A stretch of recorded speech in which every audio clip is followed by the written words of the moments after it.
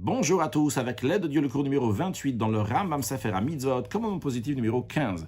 L'ordre qui nous a été enjoint en ce qui concerne la mezouza. C'est ce que Dieu dit, Urtaftam al mezuzot beitecha visharecha. Tu vas l'écrire sur les poteaux de ta maison et tes portes. Cet ordre-là a été répété, doublé dans la Torah, et les lois de ce commandement-là ont été expliquées entièrement dans le 3e chapitre du traité Menachot. Commandement positif numéro 18. L'ordre qui nous a été enjoint que chaque mâle, chaque garçon va avoir son propre Sefer Torah, son rouleau de Torah.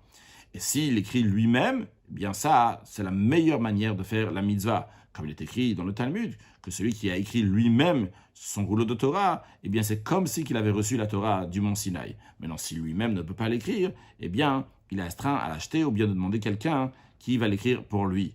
Et c'est ce que Dieu dit, Kitvu lachem et shira azot. Écrivez pour vous cette shira, ce cantique. Alors, quand on dit ce cantique-là, c'est le cantique de Haazinu. Donc, c'est seulement une paracha qui est dans le livre de Dvarim.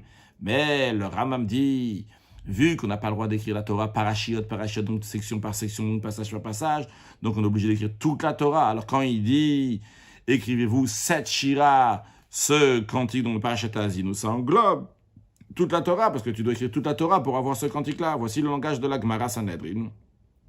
Rav a dit, bien que on a laissé à quelqu'un, c'est-à-dire que ses ancêtres lui ont laissé un rouleau de Torah, quand même il doit écrire un Sefer Torah de lui-même.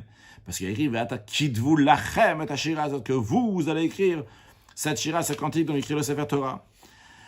Sur les paroles de Rava, Bayel demande une question. Il dit, comment ça se fait? Il a écrit à propos du roi, que le roi doit écrire un Sefer Torah, un rouleau de Torah, donc pour lui-même, pour pas qu'il va... J'ai vu deux versions dans la Gemara, il y a écrit chez Loïtnae, qu'il ne va pas se parer avec les rouleaux de Sefer Torah de ses ancêtres.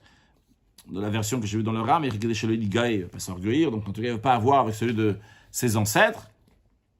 Et alors, donc, Abaye dit, tu vois bien, donc c'est uniquement un roi qui doit avoir un Sefer Torah que lui-même il a écrit, mais quelqu'un d'ordinaire, il n'a pas besoin d'écrire lui-même, s'il a reçu de ses ancêtres, c'est bon.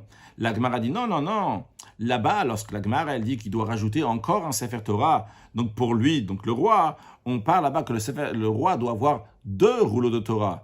Donc, comme tout le monde de manière ordinaire, mais en plus de ça, pour le roi particulièrement, comme on a enseigné dans une braïta, il a écrit « Vekatavlo et Mishneh Torah », il va écrire donc Mishneh Torah, cette répétition de Torah, ce qu'on apprend qu'il Torah, il doit avoir 2 rouleaux de Torah. C'est-à-dire que la différence entre quelqu'un d'ordinaire et le roi, c'est que tout le monde a l'obligation d'écrire un seul rouleau de Torah. Le roi a l'obligation d'écrire 2 rouleaux de Torah, comme c'est expliqué dans le 2e chapitre du traité Sanhedrin. Les lois de comment on écrit un Sefer Torah et les conditions sont expliquées dans le 3e chapitre du traité Menachot et au début du traité Baba Batra et le traité Shabbat. En ce qui concerne la première loi qu'on a appris, ce qui concerne la mezouza, donc c'est quelque chose de très important à avoir chez soi à la maison, comme tous les mitzvot d'ailleurs qu'il faut faire. La première des choses pourquoi il faut les faire, c'est parce que Dieu il a demandé de les faire, mais en plus de ça, la mezouza elle protège la personne. Elle protège la personne pas seulement lorsqu'il est chez lui à la maison, mais même lorsque la personne elle sort de chez lui à la maison.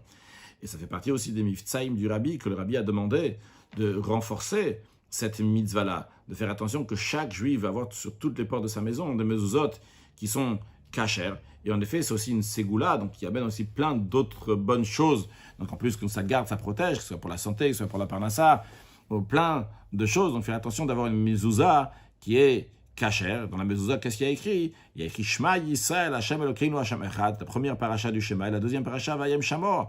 Qu'est-ce que ça veut dire Shema Yisrael, Hashem Elokeinu, Hashem Echad? C'est-à-dire qu'un juif, à chaque fois qu'il rentre chez lui, ou à chaque fois qu'il sort de chez lui, il se rappelle que Hashem Elokeinu, Hashem Echad, qu'Akadosh Baruch Hu, c'est le Dieu de tout l'univers, et qu'Akadosh Baruch Hu, il est toujours avec lui partout où il va. Akadosh Baruch Hu va devant lui, Akadosh Baruch Hu, il est derrière lui pour le garder, pour le protéger, pour le faire avancer, et pour faire qu'il va faire tout ce qu'il faut matériellement et spirituellement, comme Hashem le demande.